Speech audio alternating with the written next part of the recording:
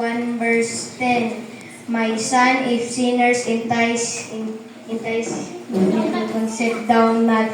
Genesis 1:1, in the beginning God created the heaven and earth.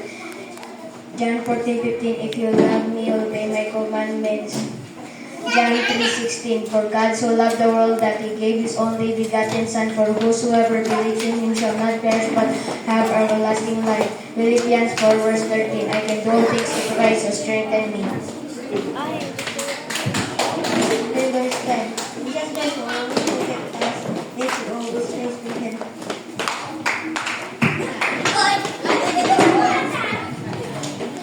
Wala ka ba memory verse? Wala. Ayun ito. Meron naman.